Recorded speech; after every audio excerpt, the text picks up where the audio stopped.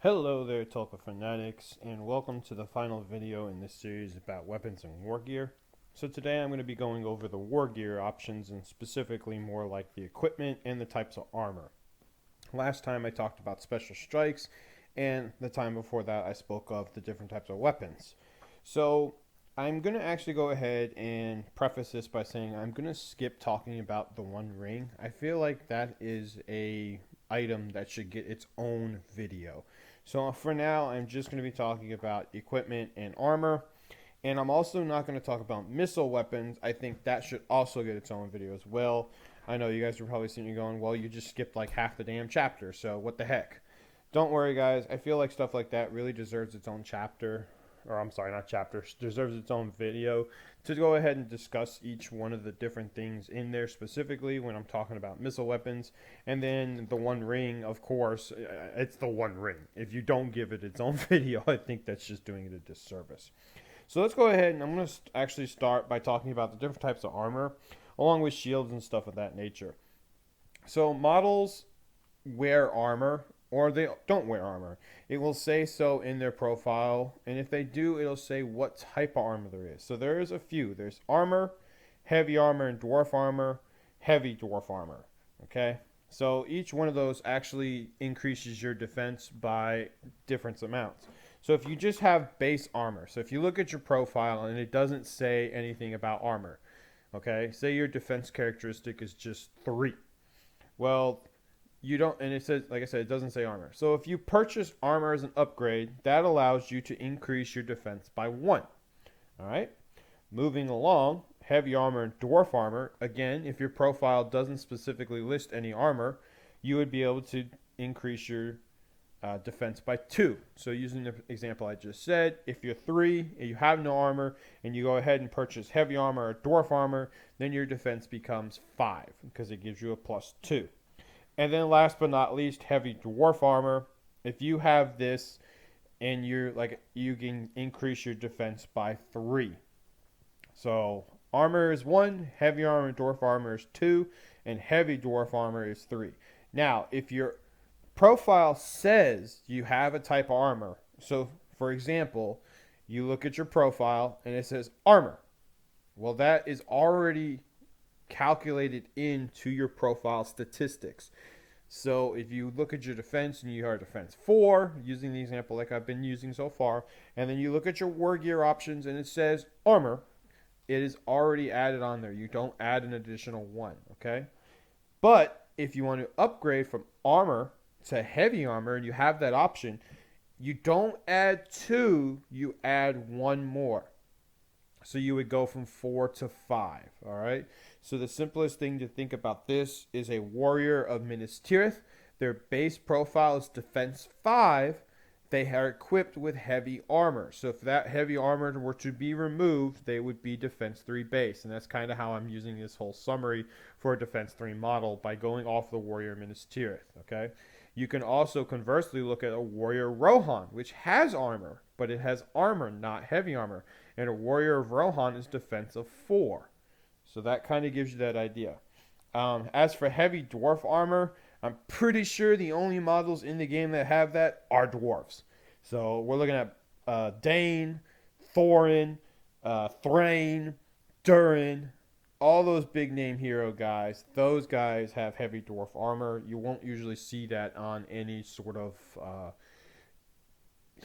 warrior model. I'm pretty sure it's mostly the heroes, and I'm like 99.9% sure the only ones who have heavy dwarf armor are dwarfs. Don't quote me on that. That's why I'm 99.9% sure, not 100%.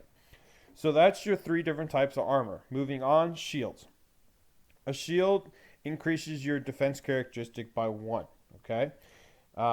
If the shield is listed in the profile under your war gear, then it is already included in your defense cost, okay? So we're looking at things like Iron Hills Warriors, okay? Shields are in their profiles. That's why they're defense 7. All right? It's not like, oh, I'm defense 7. Oh, he's got a shield in his profile. I'm defense 8. No. It says right here, if the shield is already in the profile for the war gear, then it is already included in their defensive profile, okay? So shields do have a couple rules. Cumbersome for the first one. If a model uses a hand-and-a-half weapon as a two-handed weapon whilst carrying a shield, it will lose the +1 bonus to their defense for the duration of the fight. A model armed with a bow, crossbow, two-handed weapon, or pike may carry a shield. However, they do not receive the +1 bonus to their defense characteristic. Okay, so there you go. Looking at certain models like Elendil, who has a hand-and-a-half weapon. If he goes ahead, you can give Elendil a shield. But if you go ahead and use his hand-and-a-half weapon as a two-handed weapon for that fight, he will lose his bonus to his defense. Pretty sure he can take it. Maybe I'm thinking of the wrong model. Maybe it's a Sealder. I'm pretty sure Elendil can take a shield. Give me 1 second, guys. I'm just going to blabber for a second while I pull this up so I can check his profile. Because I want to be 100% sure. I think it's a good example to use. Yes, okay, so Elendil can take a shield. Okay, sorry. I wanted to be sure that was a good example to use for you guys. But there you go. Because Elendil, I know his weapon is a master-crafted hand-and-a-half weapon. So I know you guys are also thinking, why would you give someone with a bow or a pike or something a shield if they don't get the bonus to their defense? Well, here's why. Shielding. This is the second rule. Prior to either player rolling any dice in a duel roll, a shield-armed model who is involved in the fight may declare they are shielding. A model that is shielding doubles their attacks when making duel roll to see who wins the fight. Thus, a shielding model with one attack would roll 2 dice. If the shielding model wins the fight, however, they make no strikes against the enemy, having put all their effort into surviving. So, shielding is a very useful tactic to use. I personally love using it when I'm playing Khazad-dûm. I play Durin's Folk. I used to play Durin's Folk a lot until this new edition, where unfortunately they just kind of really got hurt with the new rules. But I still break them out now and then. But I like to use it a lot on the flanks. The reason being, your defense 7 dwarf warriors, because you're defense 6 base, give them a shield, they become defense 7, are very good at holding a line. So I'll just have them hold my flanks while having my big heavy hitters, like my Khazad Guard and Iron Guard, push the middle and then work outward. So instead of usually where flanks kind of collapse in with my dwarfs, I usually kind of go from the inside out, letting my heavier units eat away at my opponent while having my shielding dwarf models on the outside hold the flank so I don't get surrounded. Okay? So that's why shielding can be useful, and that's why you would put it on a missile-armed model using either a crossbow or a bow or a pike wielder. Okay? So the other caveat for this is there's 2. The first one, cavalry, you cannot shield while you have the cavalry keyword. You have to have the infantry keyword only. And in multiple combats, if one model shields, all models must shield, all right? That is key. So you can also shield when you're prone. The only difference is, it's the same thing. If you fight a combat when you're prone, you don't make strikes. You just stand up. It's the same thing. You can't make strikes. You can just stand up when you're prone. But that's a good way to get yourself unprone, is shielding, because if you win that fight, then you still have the ability to stand up. Okay, so that's heavy armor. I'm sorry, not heavy armor. That's all the armor and shield stuff. I think that's very useful, especially to know. So moving on. Got 4 more things to talk about. So let's go ahead and start with the easiest one, Elven Cloak. Elven Cloak, a model wearing this, has the Stalk Unseen special rule. The Stalk Unseen special rule is, I'm going to tell you guys, give me 1 second because I got to flip the page. Bop, bop, bop, bop. Alright, so Stalk Unseen. If a model with this special ability is partially concealed from view by a piece of terrain, they cannot be seen at all of distances more than 6 inches. They appear to melt in the background. This means they can't be charged, shot at, or targeted with magical powers or other special rules. Okay? If you're riding, if you're on mount, then the Stalk Unseen has no effect. So Elven Cloaks, unfortunately, don't affect you if you are mounted. But what that basically essentially means, if you conceal yourself with a piece of terrain a little bit, then you cannot be seen outside past 6 inches, which is very good. So moving on, let's go ahead and talk about Warhorns. Warhorns are very simple. They are a battlefield-wide buff of your courage to +1. Now, there are some models out there. I'm looking at, what's his name? Why did I forget it? Literally, as I'm thinking his name, I forget it. Oh, he's Urkenbrand. There we go, Urkenbrand. He has a Warhorn in his profile, and his Warhorn actually gives you +2. So I think there's another model out there that does this as well. I'm not 100% though. So again, don't quote me on this. But Urkenbrand is a perfect example of a hero having a Warhorn that can give you +2. Otherwise, normally Warhorns give you +1. Forlong the Fat, I know I keep bringing him up, but I'm very familiar with him. Also has a Warhorn, which is great, so really helps out the fiefdom's army and anybody he allies with a +1 to your fight value. I'm sorry, not fight value. Wow, to your courage value. That's really good. All right, and second to last thing, we're going to talk about war drums. War drums are very nice to use for certain armies, especially ones that maybe lack cavalry. This is something that can get you to move around the board very quickly. So war drum, and it will specifically say who it affects.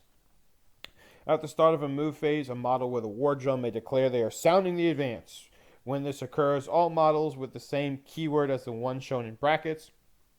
So this is what I said. This is specific. It's going to tell you what models can benefit from the war drum. So that being said, not all models, if you have an alliance, can benefit from it. So be wary of that. All right. In the brackets, within 12 inches of the drummer, add 3 to their movement value if they have the infantry keyword, and 5 to their movement value if they have the cavalry or fly special rule. Cavalry keyword or fly special rule. Okay. If you are affected by a war drum, you may not charge in that turn. All right. So again, that's a good way to go ahead and add some extra movement. There are a lot of scenarios out there where you want to move first, or not even first, I'm sorry, but want to move a lot. So I'm looking at Caesar Prize, where it's literally rushed to the middle of the board. You're looking at some scenarios, like example for not reconnoiter. Yeah, reconnoiter. Reconnoiter would be a perfect one because you're trying to get across the field.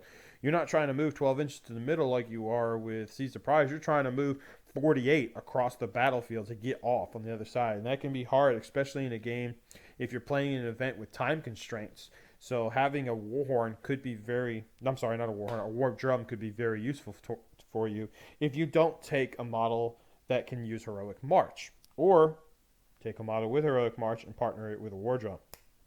See what I'm thinking there? Yeah. All right, so moving on, the last thing I want to talk about for weapons and war gear is banners. So a banner provides a single reroll to friendly models who are involved in a fight within 3 inches. Whether it is a model fighting on its own or several friends all fighting against a common enemy, you can reroll 1d6 in each duel roll to see who wins. So that's key. It's only one. All right, you don't get to use maximum amounts. You can't reroll everything. There are other abilities out there with heroes that can let you roll multiple, but with the banner, you get to roll 1 dice per fight. You get 1 reroll per fight. There you go. That's a better way of saying it. Okay.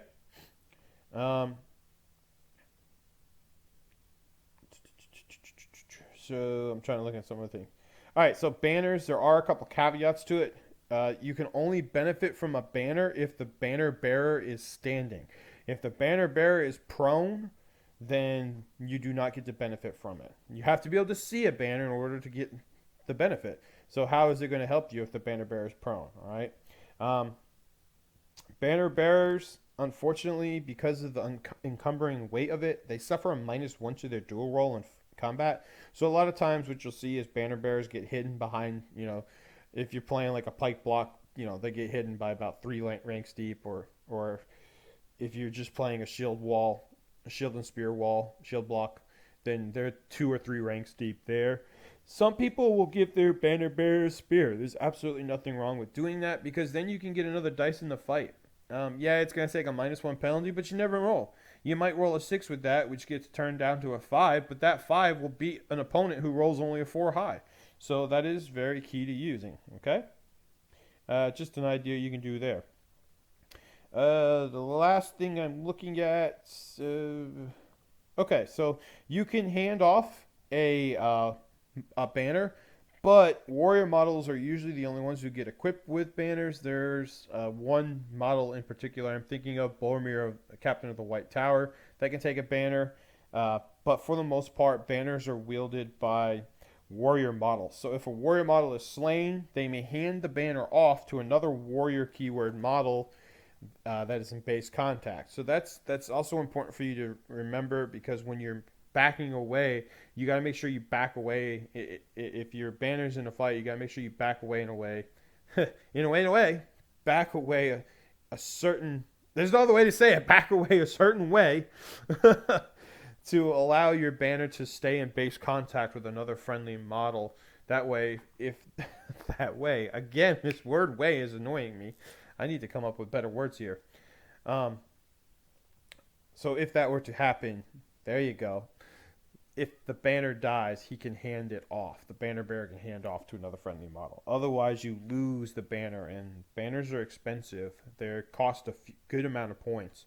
You're usually talking about a minimum of 2, sometimes 3 or 4, depending on your army models, is the cost of a banner. And there are several scenarios out there. There's at least 3. The only one I can think of right now off the top of my head is To the Death. They don't require banners, but you get victory points for having a banner or killing your opponent's banner and you only being the one with it. So they can be very useful. So that is everything, guys. A little longer than my 15-minute mark I'm trying to aim for with these videos, but I hope this helps you guys all out a lot when it comes to talking about weapons and war gear, as well as special strikes. And like I said, don't worry, I will be talking about missile weapons and the One Ring in its own separate video. So until next time, guys, please let me know if there's anything you would like to specifically hear about. I had one idea from a subscriber, and I'm going to look into it. They asked me to talk about the individual scenarios and how to strategize for them. So I might start doing a series on that. Just do 3-part series breaking down all 6 different types of scenarios and thoughts and ways to play them. I might actually reach out into the community and see if I can't tab a few people to help me with that, just because of the fact that I play certain armies certain ways and other folks play other armies a completely different way. So they have a whole different idea when it comes to talking about scenarios and how to come at them. But for now, this is the end of the series. Like I said, I want to thank you guys all for watching and subscribing. Please help me out by hitting that like, share, subscribe button, any one of the 3. Please turn on notifications. That also helps me out a lot.